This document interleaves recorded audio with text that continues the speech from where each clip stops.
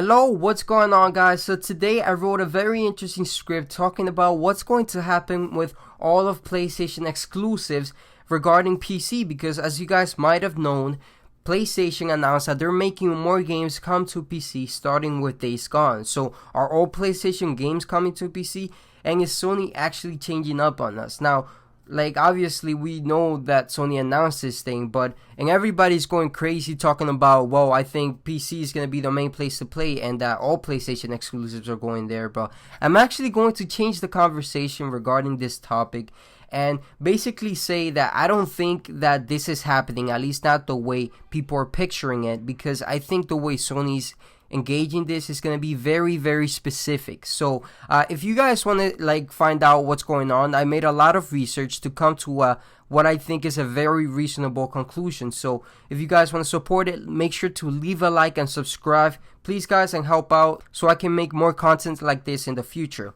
Okay, great. Let's get started. First of all, it's important that you are all aware that nothing of what PlayStation recently said regarding PlayStation games on PC is all new or surprising, because we knew that before. Obviously, we already knew that Horizon Zero Dawn came to PC. This is old news. So, but around that time, Sony also detailed that they would experiment more with PC releases in the future. Sony didn't suddenly just become a PC publisher the way Microsoft did, and they're willing to experiment to see what they can get out of it, as you guys can see from this article.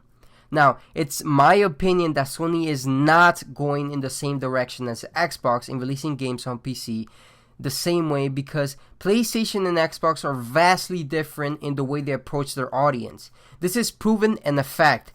It's just the way it is. This difference became wider during the events of the PS4 and Xbox One generation. Let's just put it the way it is. Due to the varying degrees of success the two consoles had individually, they had to continue with different strategies in order to ensure more success in the future. The PS4 sold around 114 million units to date, while the Xbox One only sold around 48 plus million, which is still a lot today. So as you guys can see, this is data confirmed by this statistics site right here.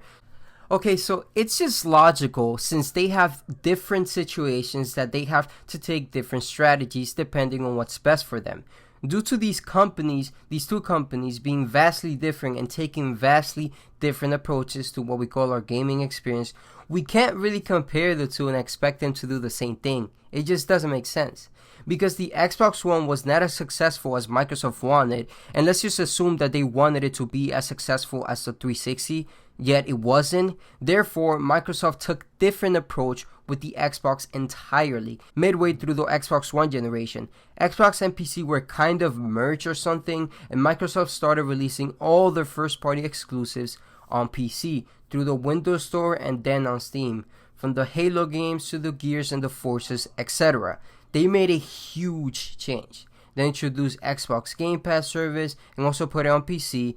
That's how you know they were very serious about PC, because they put it there day and date. It was crazy how fast this happened. When Microsoft realized they weren't competing very well with the PS4, especially in the beginning years of the generation, they knew they had to take a different approach. And it just makes sense, you can't blame them for that. The reason why they did this is because they wanted to sell more of their software to more people. That is when the new Xbox was born. That's when they started to focus more on providing easier access to their games and services to more people, now that the Xbox hardware consoles were a bottleneck to the revenue they can make on their games. This is why Microsoft reasoned, if we can't sell that many consoles, then we also probably won't be able to sell that many games, so let's just put it on PC. PC has way more people, so more people will buy our games. That's basically what they were thinking, the thought process behind Microsoft actions. So now Microsoft is focused on putting their games on their services more than just their hardware. I mean, look at Game Pass. They wanted to expand this to other platforms too, which is why they're trying to launch that cloud gaming service xCloud to mobile devices, so that people don't have to buy Xboxes or even PCs. It's crazy, man. So yeah, more than anything, they want the amount of people that they can sell their games to bigger and bigger. So they did this by expanding the games to platform bigger than theirs, PC and mobile with xCloud. And you know what's crazy? It's actually more likely in the future Microsoft feels it doesn't need to provide consoles to have a good revenue stream. Instead, just focusing on delivering the games, no longer making people go to them because they will go to people and offer it to anyone that could want to buy it. So that could include Nintendo or PlayStation in some future if they're still making consoles and Microsoft just says we don't need to make the consoles anymore. And as you guys can see, this article supports that idea. This is something Microsoft has been saying for a while now. So Sony and PlayStation, on the other hand, they've had a very different journey than Microsoft, and a fairly straightforward one at that. So Sony, unlike Microsoft, found that their PlayStation platform did gather enough of an audience for their business of game to be self-sustainable. They could fund and publish games on their own platform, keep all of the revenue, and make profit that could allow them to make even more games. It has been a huge success for Sony, from God of War to Horizon, Uncharted, The Last of Us, and even third-party negotiations like Bloodborne. I'm sure I just mentioned one of these titles that you probably loved and played to death, or maybe all of them. It depends on who you are.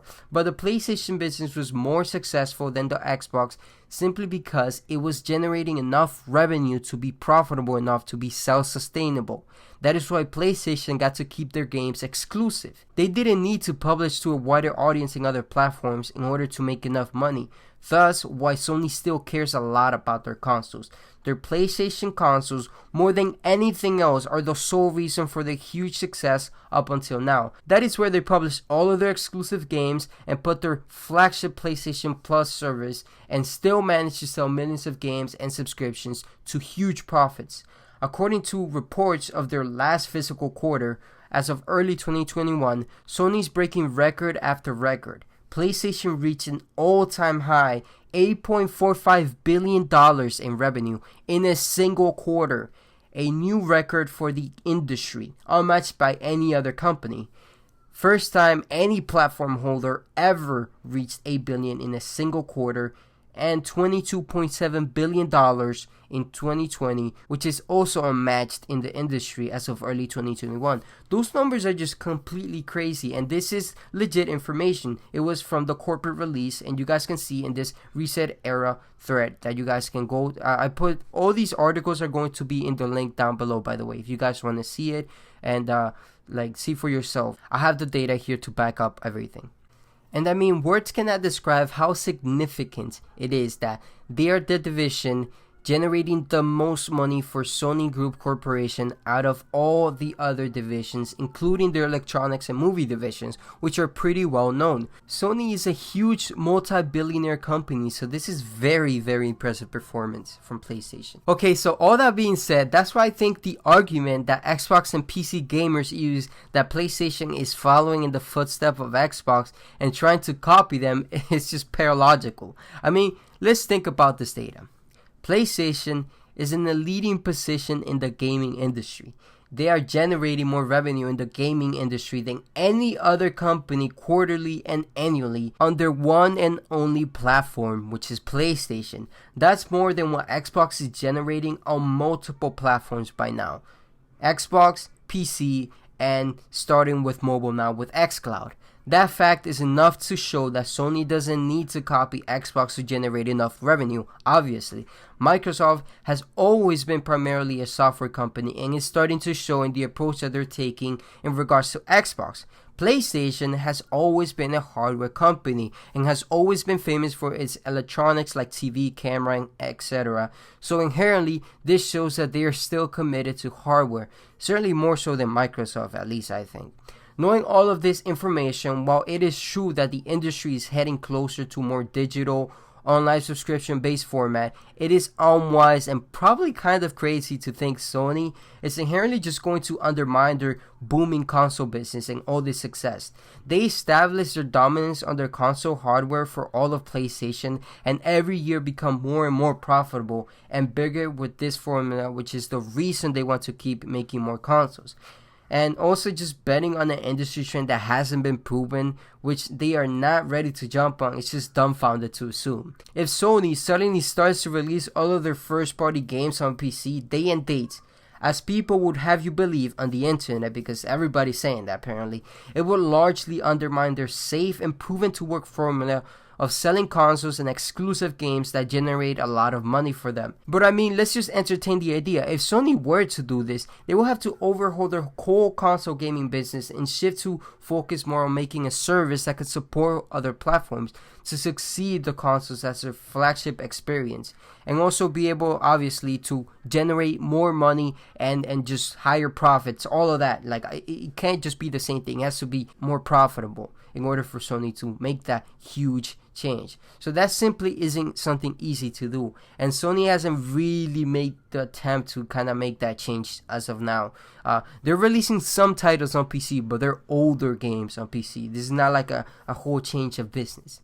Okay, so now with all that data, let's try to come up with a reasonable conclusion to what all of this means. So while Sony is experimenting with PC releases, do not confuse this with the Microsoft approach of finding a way to reach the revenue that it was unable to find on their own platform.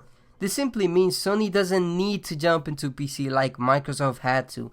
Sony's simply being a business and looking for more opportunities outside of any hurry. So far, they're only experimenting with older PS4 games and are doing so, quote, evaluating what the PlayStation community thought about it, and the straightforward success of the activity of publishing games on PC. And that's a quote directly from Jim Ryan, the head of SIE. So there will be more titles coming to PC, confirmed. Sony is releasing some games on PC using that opportunity to make some extra cash.